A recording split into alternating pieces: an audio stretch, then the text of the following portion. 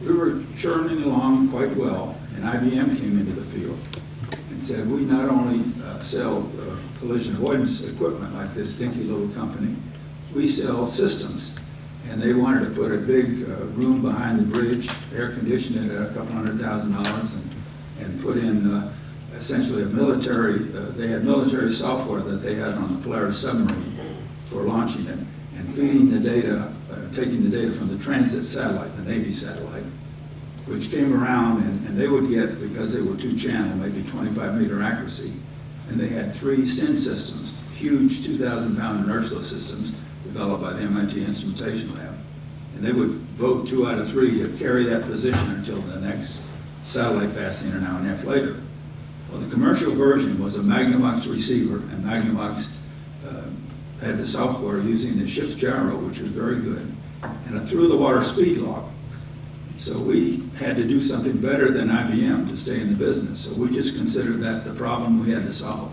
So we, at about that time, the United Nations had arranged in the tight spots in the world, like the English Channel, Straits of Gibraltar, Suez, they had traffic separation lanes, much like roads. If you're going this way, northeast, you go through the channel, you stayed on this side of the center line, and so forth.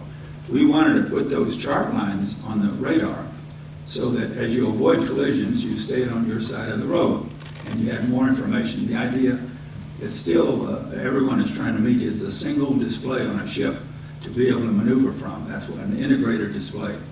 So that was going to be our approach, because it didn't have electronic charts or anything. This was in 1975. So anyway, we did it, and we found that when you go through the English Channel, there were 5-knot currents. So although you'd have a satellite fix, could do 100 meters, the 5-knot currents in an hour and a half, it throws you 7.5 miles off the display. So our idea was to tie it down with Loran. So Loran being a ground system, it had maybe a quarter to a half-mile accuracy. It was lousy in terms of accuracy, but very good for repeatability. Its repeatability was between 50 and 90 meters. So what we did was have the charts referenced to the Loran. When a satellite came over, it gave it an updating fix, a corrective fix, calibration, if you will. In that way, we were able to maintain a continuous chart display, accurately referenced on a radar display. And we sold 34 super tankers with that on, and we had 540 collision avoidance systems for a total of $45 million over 13 years. The significance of this is that we had better accuracy than GPS had until 1990. We were, when SA came off in 2000, I'm sorry, we had it on for 20 years. We beat GPS in having that accuracy. And this was a dinky little company we did with about 6 engineers. And because we had to do it to survive, that was the merits behind it. Having said this, I recently, 2 years ago, I attended a Coast Guard briefing because they were, when GPS became the sole source in the federal regulation plan for the nation, they didn't want any more navigation system. GPS was going to be sold, no backups. And it was decreed to be shut down and property sold off by 2000. Congress managed to keep it going for 2 reasons. One, there were lots of fishermen that had receivers and lots of small aircraft, the general aviation. There were probably 100,000. There was a good bunch of voters that they didn't want to lose. But they also had the hunch, and the justification for it was, maybe you do need a backup. So on 9/11, Congress shoved enough money in to revamp the entire United States Loran system. And it became now all solid state, all automatic, unmanned. They went down to 20% of the manning level. They maintained it for $11 million a year. And this thing is now being accepted as the civil system backup for GPS. Its accuracy in coming into harbors is between 8 and 20 meters, because if you have a pilot boat go through there with a GPS receiver and a Loran receiver and an iPod, you record the channel, you can zigzag back and forth, then you put that iPod into the receiver so that you have essentially a differential system where you're no further away than, say, a kilometer. So you can get the 8 meters. You can get essentially 8 to 20 meters, which is GPS accuracy in inner harbors. The FAA has gone to the single point system as long as you're within 10 nautical miles of an airport. Each airport has its coordinates for calibration points, much like we did. So that this is being accepted for the civil use. I have been trying for 2.5 years. One other thing, they changed the Loran from a so-called E-field, which required 8-foot whip antennas, to an H-field. H-field antennas right now are about the size of a pancake. They can be made the size of a silver dollar and something like a dagger. So I've been trying to get someone to listen to me to resurrect Loran for the DoD side. The civilians are doing it because they don't want cell phones knocked off like San Diego was on January 22nd. And also in 2011, there's predicted by Cornell to be a solar flare that's the highest that there's ever been. They've been monitoring it over several years. It's sufficient to knock out all GPS on the sunlit side of the world for a day.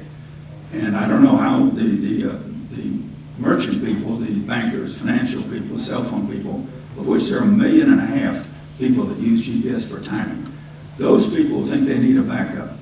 And these receivers will come down in price and be refitted. Sprint has already switched over to them. Some of the better phone companies do use Loran as a backup. But I've been pleading with someone in DoD, Air Force, Space Command, SMC, somebody to listen. I've been doing all this on my own time as a hobby. My company says I can do that as long as I'm not committing them to anything. This is strictly my opinion.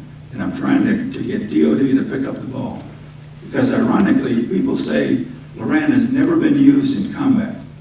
Loran is a military system, and in '91, in Desert Shield, General Schwarzkopf tried to get the transit satellite would not work for the reason that I just mentioned for the Merchant Marine. It doesn't have the dead reckoning in between the fixes, and that's not good enough. GPS only had 3 up. It was not operational until '95, and this is '90-91 period. So he had the Saudis build a Loran chain in Saudi, in Kuwait, sufficient to cover about half of Iraq. He then ordered between 10 and 14,000, $4,000 each Loran C receivers, like we use on the ships, and he used those for the Desert End to run the invasion. It was used in probably one of the most successful invasions we've recently done. So contrary to it not being used, it backed up Space Command, in effect. And I know General Horner was over there, and when he came back, I know he was going to come back and straighten out Space Command or somewhere it's like that to have it support the current warfighter. Well, I don't know who's done it, but in the last 2 years, the Saudis have extended one more chain further east. It now has full Loran C coverage all of Iraq, and it has 95% of Iran. And this gives you, essentially, it's got civilian differential in it. You have less than 3 meters. And it's the unique part of it is that with this magnetic field, you can now get a static reading of north better than any compass technology in the world. You can get 1 millirating accuracy.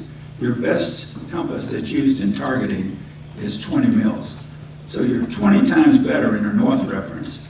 And if you have 3 meters better than the 15 or 16 of GPS, you have at least a 10-fold improvement in targeting, which means you're not going to, your chances are going to hit the house that you want to rather than the school next to it. Particularly with 160,000 of our own people there, I would think DoD would want better targeting if we're still bombing in that area. So that's my pitch, and I'm sticking to it. This is one of the things that fascinates me most about every individual on this panel. You're looking at people who, I think without exception, for a half century or more, have been contributing to our space and missile and in general military business in this country. And they still have very active minds and are still coming up with new and very realistic